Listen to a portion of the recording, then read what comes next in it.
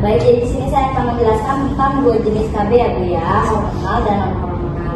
Secara umum KB dibagi menjadi dua jenis utama, yaitu seperti KB hormonal dan non hormonal ya Bu. KB hormonal mengandung estrogen dan progesteron untuk mencegah kehamilan, contohnya pil KB, suntik KB 1 bulan, suntik KB 3 bulan, implan, IUD hormonal. Dan ada juga efek sampingnya Bu, yaitu perubahan pola haid, berat badan bertambah, mual, sakit kepala, sampai nyeri payudara. Yang kedua ada KB non hormonal, yaitu tidak menggunakan hormon, contohnya IUD dermaga, kondom pria dan wanita, diafragma, spermisida, metode amorelakasi mal, metode Gallagher selama terputus. Efek sampingnya IUD tembaga, haid lebih banyak atau lebih nyeri, kondom kemungkinan alergi lateks pada sebagian orang, sterilisasi yaitu risiko kompleksi operasi, itu tapi jarang ya. Setelah penjelasan ini, kira-kira ibu tertarik menggunakan KB hormonal atau non hormonal? Kayaknya kita tertarik dengan KB IUD Bu. Sebelumnya ibu apakah sudah pada tahu apa itu KB IUD? Belum. Jadi KB IUD atau AKDR itu adalah alat kontrasepsi kecil yang dipasang di dalam rahim untuk mencegah kehamilan. Metode ini sangat efektif dan dapat digunakan selama 5-10 tahun tergantung jenisnya ya Bu. Jadi alat AKDR itu seperti ini Bu, IUD ini Bu ya. Alat kecil yang dipasang di rahim nanti itu bakal dipasang di rahim Bu di sini tuh. Terus dapat dicabut kapan saja yang Anda inginkan. Jadi kalau misalkan ibu mau nyabut atau ingin memulai kehamilan, itu bisa ya Bu datang ke PMP kita. Bekerja hingga 10 tahun tergantung jenisnya ya Bu ya. Lalu dapat menambah pendarahan haid atau menyebabkan kram. Itu mungkin nanti jadinya efek samping ya Bu ya. Terus tidak melindungi dari HIV, AIDS dan IMS. Jadi KB IUD ini tidak bisa melindungi dari penyakit seksual ya Bu ya. Jadi Bu, AKDR itu sebenarnya aman ya Bu ya. Cuma ada beberapa yang tidak bisa memakai AKDR. Yang pertama yaitu yang sedang hamil Bu. Sedang hamil jadi tidak boleh menggunakan KB ya Bu ya. Terus baru saja melahirkan 2-28 hari pasca persalinan. Lalu yang ketiga memiliki risiko IMS termasuk HIV ya Bu ya, yang tadi penyakit menular seksual. Lalu menstruasi yang tak biasa hingga infeksi atau masalah pada organ perempuan. Bagaimana Ibu? Sudah paham? Nah Ibu, di sini juga ada kemungkinan efek samping IUD sebenarnya tadi dijelasin, cuma kita jelasin lagi supaya lebih paham ya Bu ya. Di sini ada kram selama beberapa hari ya Bu ya, itu normal ya Bu ya. Lalu ada bercak darah atau flek selama beberapa minggu. Ada juga hal yang terjadi ketika pemasangan AKDR. Langkah-langkahnya itu pemeriksaan panggul. Jadi sebelum menggunakan AKDR kita dianjurkan untuk pemeriksaan panggul ya Bu ya. Lalu yang kedua membersihkan vagina dan mulut rahim. Yang ketiga memasang AKDR dalam rahim. Jadi Ibu di sini juga ada yang perlu diingat seperti jenis AKDR yang Ibu pakai waktu itu, waktunya untuk melepas AKDR kapan.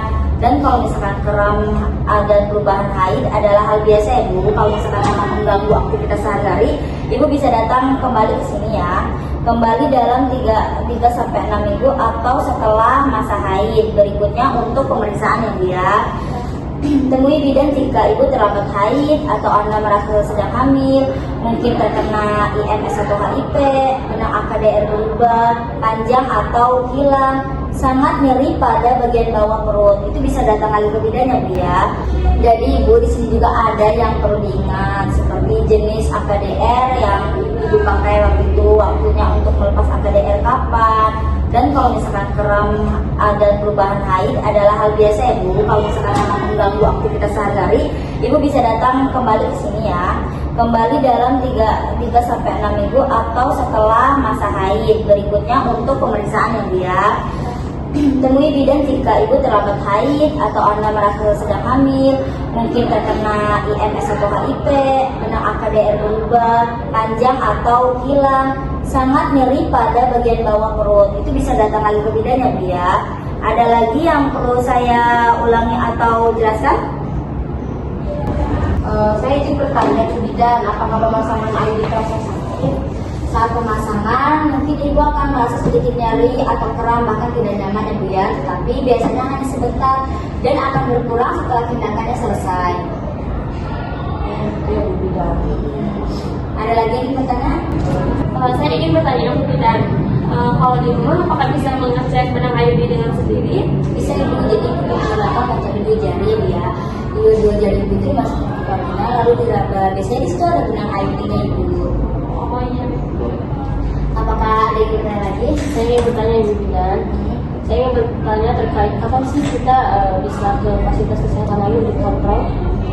Ibu perlu kontrol sesuai jadwal ya Bu ya, atau segera datang jika mengalami nyeri perut hebat, demam, darah banyak, tubuh yang berbau atau benang di IUD tidak teraba. Terima kasih ya. Apakah ada yang bertanya lagi? Saya mau bertanya Bu, kalau memakai IUD apakah masih kebobolan hamil atau enggak ya? Tentu bisa Ibu, setelah IUD dilepas, kesuburan biasanya akan kembali dengan cepat, sehingga Ibu dapat melancarkan kehamilan kembali Ibu. Maka baik, apakah Ibu cukup Ibu? Cukup. Baik Ibu, setelah penjelasan dan pertanyaan tadi, apakah Ibu sudah paham? Paham. Jika paham, boleh tolong jelasin ulang yang tadi saya sudah jelaskan ya Bu. Oh jadi untuk pemasangan AKDR nanti mungkin ada merasakan sedikit kram atau nyeri pada bagian perut ya Bu ya. Terus kembali dalam 3 sampai 6 minggu atau setelah masa haid berikutnya untuk pemeriksaan. Lalu temui bidan jika terlambat haid atau merasa hamil. Benang AKDR berubah panjang atau hilang dan mungkin terkena IMS, sangat nyeri pada bagian bawah perut. Benar Ibu. Baik Ibu, jika sudah tidak ada yang ditanyakan, nanti Ibu sudah paham. Kita akhiri konseling hari ini ya. Semoga yang saya sampaikan dapat Ibu pahami.